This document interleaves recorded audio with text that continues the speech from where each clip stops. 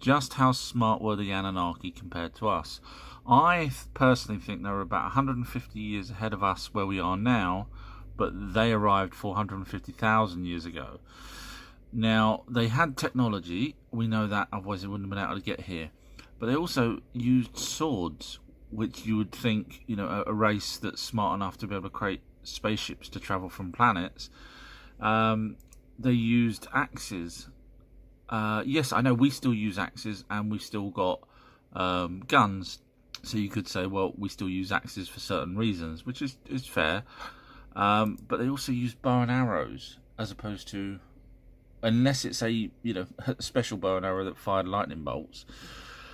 So we know that they arrived here in some sort of rocket ships. So why I think that there's a difference between us and them.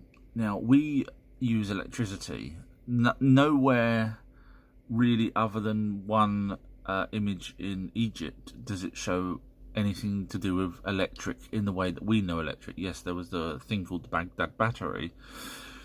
But let's imagine humans didn't discover electric and we carried on with fossil fuels and steam. Would we have been able to fly in 150 years time from where we are now? Forget an electric, would we be able to travel to another planet? It's possible. I mean, we was on a trajectory. I mean, everything that we've got now we kind of had back then, except for communication. That's where the electrics come in. We used to be able to have washing machines. We used to be able to move around in steam engines, cars, trains, planes.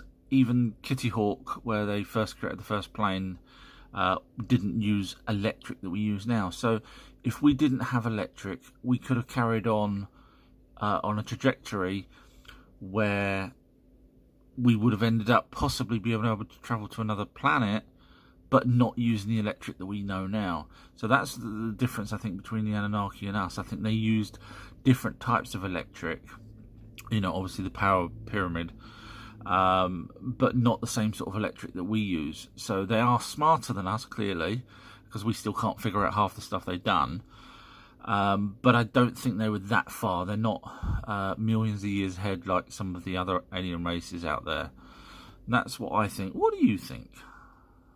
Let's meet the Anunnaki. So one by one, here is the dad, Anu, King Anu from Nibiru, the planet Nibiru. He's only came to Earth a couple of times, from what I believe. He is also known as Kronos or Saturn. He had two sons and a daughter. The sons were Enlil and Enki. They were some of the first people on Earth that catalogued the area, such as the first 6 days they catalogued water, trees, blah, blah, blah. And on the 7th day they rested. And Anu is revered as the god of gods because he obviously is the god of gods. So if you think Enlil and Enki are gods, then obviously the god of gods is the dad. And that's him up the top there, right there, with his sons below. So that's a picture of him. And he was a fair guy from what I understand. Let's meet Prince Enki. So he's the son of Anu and brother of Enlil. He was science guy. He was classed as the god of water, which is why his name is also known as Poseidon and Neptune. He was the one that actually suggested to his dad, hey, listen, can we create some humanoid type or slaves, basically, from the indigenous species here? And he's the one that actually created Adam and Eve, so well done to him for us being here now. Now, his brother would fight with him a lot over different things, and he ended up moving to Africa, whereas his brother Enlil stayed in Mesopotamia. Prince Enlil, now he's the brother of Enki and son of Anu, and he's a piece of work. Although he was classed as a god, because obviously he's an Anunnaki, he was a warring type god.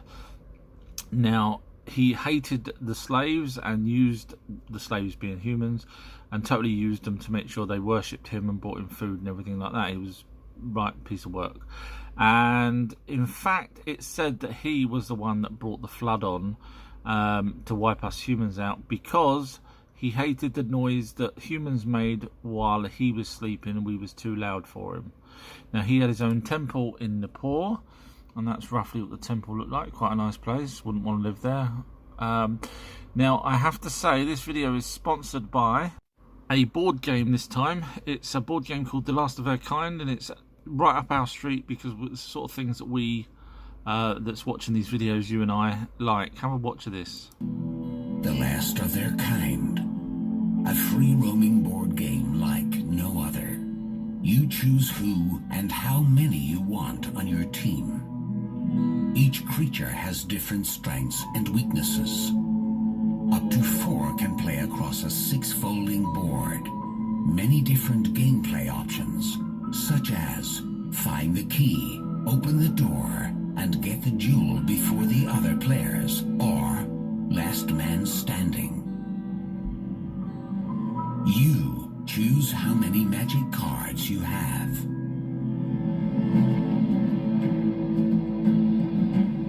Only some creatures can cross over the lava and water or pick up, so choose wisely.